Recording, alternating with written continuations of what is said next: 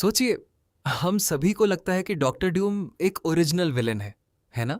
लेकिन अगर मैं आपसे कहूं कि विक्टर वॉन डूम को असल में कैप्टन अमेरिका ने ही बनाया था, और वो भी गलती से? नहीं, मैं किसी कॉमिक बुक की कहानी नहीं बता रहा। मैं बात कर रहा हूं मार्वल की एक ऐसी हिडन टाइमलाइन ग्लिच की जिसने पूरे मल्टीवर्स की दिशा बदल दी। जब स्टीव रॉजर्स एंड गेम के आखिर में इन्फिनिटी स्टोन्स वापस करने अतीत में गया, तो उसने सिर्फ पेगी कार्टर के साथ शांत जिंदगी नहीं बिताई। उसने अनजाने में टाइमलाइन को ऐसी जगह बदल दिया जहां से लाटवेरिया का सबसे खतरनाक शासक पैदा हुआ। क्या आपने कभी सोचा है कि कैप्टन अमेरिका की वाइब्रानियम शील्ड ने उस टाइमलाइन में क्या असर छोड़ा होगा? स्टीव को लगा कि वो इतिहास ठीक कर रहा है, लेकिन शायद उसी ने मार्वल का सबसे बड़ा मॉन्स्टर जगा दिया। अब सुनिए इस थ्योरी का सबसे खतरनाक हिस्सा।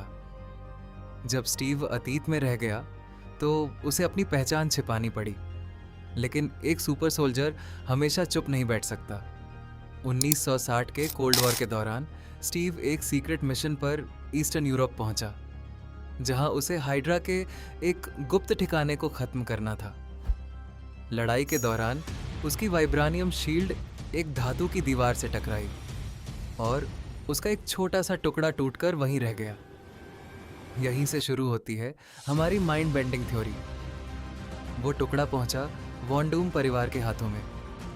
युवा विक्टर वॉन डूम ने उस वाइब्रानियम के टुकड़े को अपनी विज्ञान और जादू की जानकारी के साथ मिलाकर अपना पहला आर्मर बनाया, ताकि अपने चेहरे के घावों को ठीक कर सके। लेकिन यही आर्मर धीरे धीरे उसकी सबसे बड़ी ताकत भी बन गया, और उसकी सबसे बड़ी कमजोरी भी। यही वजह हो सकती है कि ईस्टर्न यूरोप हमेशा अवेंजर्स और अमेरिका से नफरत करता रहा, क्योंकि उनके लिए कैप्टन अमेरिका कोई हीरो नहीं, बल्कि उस इंसान की शुरुआत था जिसने विक्टर की पूरी जिंदगी बदल दी। यानी स्टीव रॉजर्स का एक छोटा सा फैसला आगे चलकर डॉक्टर डूम के जन्म की वजह बन गया। अब अगर इस थ्योरी से बाहर निकलकर फिल्म को देखें, तो मार्वल ने इस बार पॉलिटिकल एटमॉस्फेयर को काफ़ी डार्क तरीके से दिखाया है। सिनेमाटोग्राफी शानदार है, हर फ्रेम में डेंजर महसूस होता है। कैरेक्टर्स की परफॉर्मेंस इतनी इंटेंस है कि कई बार ऐसा लगता है जैसे ये थ्योरी सच हो सकती है। बैकग्राउंड म्यूजिक भी हर सीन को और पावरफुल बना देता है, और जब भी फिल्म में लेगेसी या पास्ट की बात होती है, ऐसा महसूस होता है मानो राइटर्स हमें स्टीव रॉजर्स की उसी गलती की तरफ इशारा कर रहे हों। अब आते हैं सबसे बड़े ट्विस्ट पर। पोस्ट क्रेडिट सीन में डॉक्टर डूम की लैबोरेटरी में एक पुरानी डायरी दिखाई देती है। उस डायरी पर स्टीव रॉजर्स की हैंडराइटिंग जैसी राइटिंग दिखाई देती है, और डूम उसे बंद करते समय उसके मेटल ग्लव पर हल्की नीली रोशनी चमकती है, जो स्पेस स्टोन की एनर्जी जैसी लगती है। अगर यह सिर्फ एक कोइंसिडेंस नहीं है, तो इसका मतलब क्या है?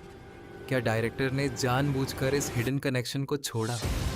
क्या डॉक्टर डूम एवेंजर्स से दुनिया पर राज करने के लिए नहीं, बल्कि अपने परिवार के साथ हुए टाइमलाइन एक्सीडेंट का बदला लेने के लिए लड़ रहा है? और अब सबसे बड़ा सवाल, अगर स्टीव रॉजर्स कभी अतीत में गया ही नहीं होता, तो क्या डॉक्टर डूम कभी बनता? क्या कैप्टन अमेरिका का हैप्पी एंडिंग पूरे मल्टीवर्स की सबसे बड़ी ट्रेजेडी बन गया? अब फैसला आपके हाथ में है। क्या कैप्टन अमेरिका असल में मल्टीवर्स सागा का एक्सीडेंटल विलेन है, या फिर ये सिर्फ एक क्रेजी फैन थ्योरी है? कमेंट करके अपनी राय ज़रूर बताइए।